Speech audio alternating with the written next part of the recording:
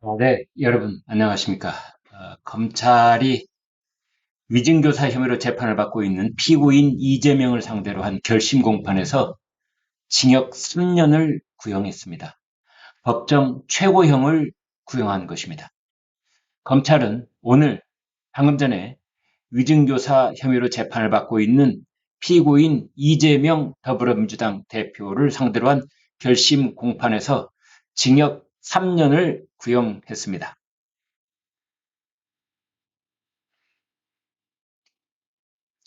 위증교사범에 대한 양형 기준은 징역 1년에서 1년 6개월까지로 되어 있습니다. 그러나 가중처벌의 요인이 있을 경우, 즉 위증범에게 교사범이 경제적 보상을 약속했을 경우 징역형이 2배 이상 늘어날 수 있습니다. 그러니까 징역 1년 6개월까지로 되어 있는 양형 기준이 징역 3년까지 늘어날 수 있습니다.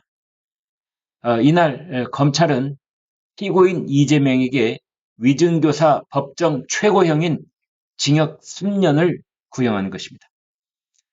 검찰은 30일 서울중앙지법 형사 33부 재판장 김동현 심리로 열린 이재명 대표의 위증교사 혐의 결심 공판에서 재판부에 이같이 요구를 했습니다.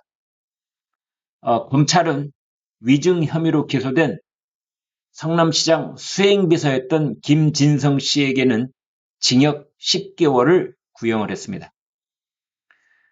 검찰은 위증을 실행한 피고인보다 무려 3.5배나 많은 징역형을 위증교사범 피고인 이재명에게 구형한 것입니다. 위증죄가 있을 때 거기는 항상 양쪽 당사자가 있기 마련인데 위증을 실행한 위증범이 있고 위증을 시킨 위증교사범이 있습니다. 이번의 경우에 위증범 김진성 씨보다 위증교사범 피고인 이재명이 3배 반이나 더 많은 법정 최고형을 검찰이 구형한 것입니다. 검찰은 이렇게 말했습니다. 위증의 범죄는 사법 질서를 교란하고 사법 불신을 초래하는 중대 범죄로 사법에 대한 국민의 불신과 사회의 혼란을 야기합니다. 이재명 대표는 현직 도지사라는 우월적 권력을 악용해서 매우 계획적이고 집요한 방법으로 김진성 씨를 회유하고 위증을 교사했습니다. 이재명 대표는 위증 교사를 통해 2018년 공직선거법 사건의 실체와 양형에 모두 영향을 미치려 시도했고 실제로 재판 결과에 영향을 미쳤을 가능성을 배제할 수 없습니다. 라고 부형의 이유를 말했습니다. 이번 위증교사 사건은 이재명 대표가 공직선거법 위반 혐의로 기소돼 재판을 받던 지금부터 6년 전 2018년 12월 당시 증인이었던 김진성 씨에게 이렇게 교사를 했던 겁니다. 2002년 검사 사칭 사건 당시 김병량 전 성남시장과 KBS 사이에 최철의 PD에 대한 고소를 취하고 이재명을 주범으로 몰자라는 합의가 있었다고 증언해달라 하면서 위증을 요구했다는 것입니다.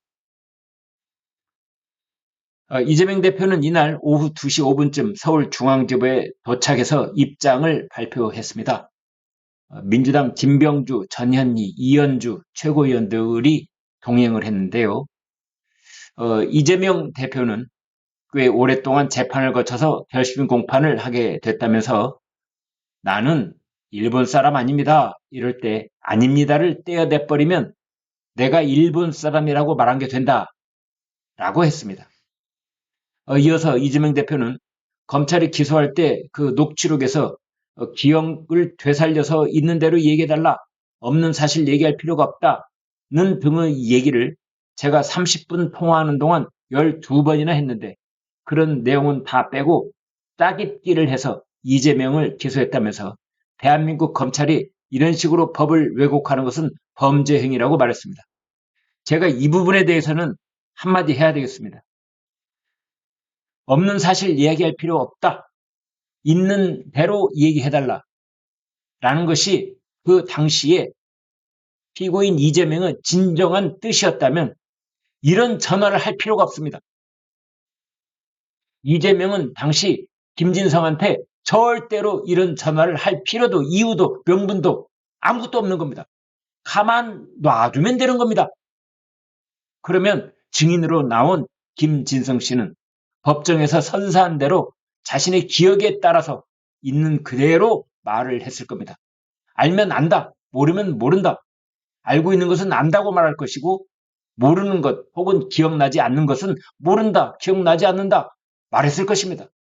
굳이 피고인 이재명이 김진성 씨의 전화를 걸어서 30분 동안이나 있는 그대로 말해달라라는 말을 12번이나 할 필요가 없었던 것입니다. 12번이나 말을 했다는 것은 그렇습니다. 를 위해서 피고인 이재명을 위해서 말을 해달라라는 공곡하면서도 때로는 유압적인 그런 뭔가 메시지를 전달하기 위해서 30분 동안이나 통화를 하고 12번이나 그런 얘기를 강조했던 게 아닌가라고 생각하는 것이 합리적인 의심일 것입니다. 아니 있는 그대로 얘기해달라는 사람이 뭐하러 전화를 합니까?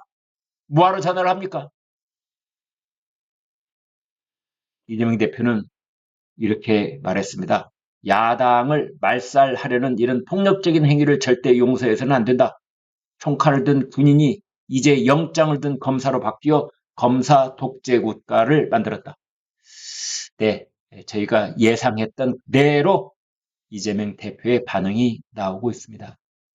처음에는 부인합니다.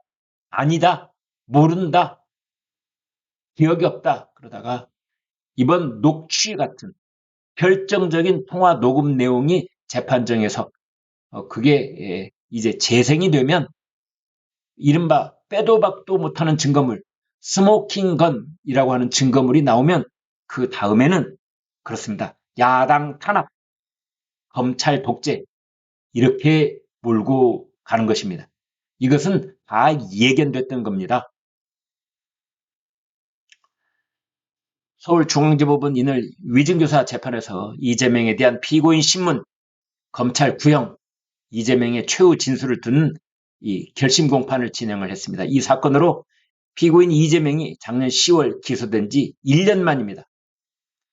현재 이재명 대표는 지난 20대 대선 이후 7개 사건 11개 혐의로 총 4개의 재판을 받고 있습니다. 특히 4개의 재판 가운데 2개의 재판의 1심 선고가 초일기에 들어가면서 이재명의 사법 리스크가 본격화되는 양상입니다.